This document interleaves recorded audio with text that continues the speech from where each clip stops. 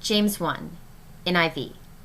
James, a servant of God and the Lord Jesus Christ, to the 12 tribes scattered among the nations, greetings.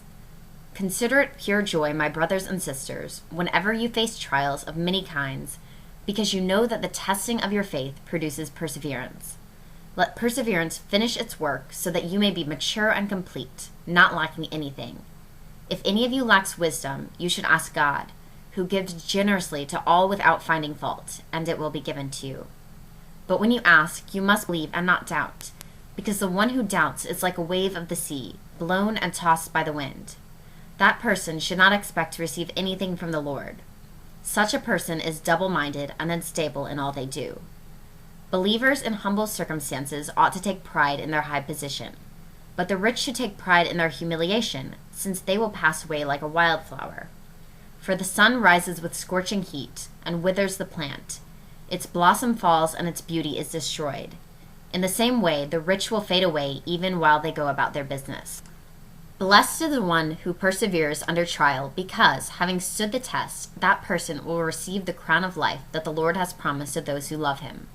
When tempted, no one should say, God is tempting me.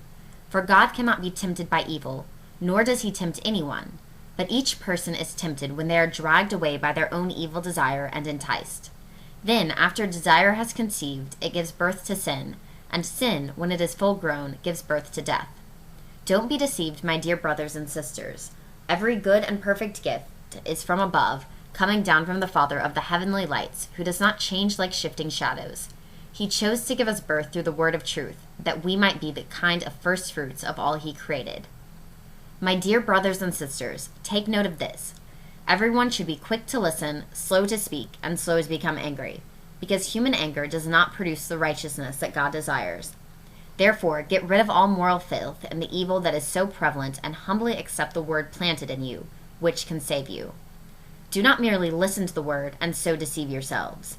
Do what it says. Anyone who listens to the word but does not do what it says is like someone who looks at his face in a mirror, and after looking at himself, goes away and immediately forgets what he looks like.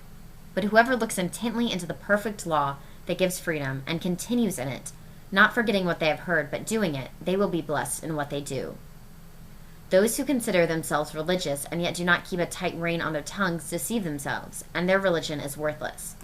Religion that God our Father accepts as pure and faultless is this: to look after orphans and widows in their distress, and to keep oneself from being polluted by the world.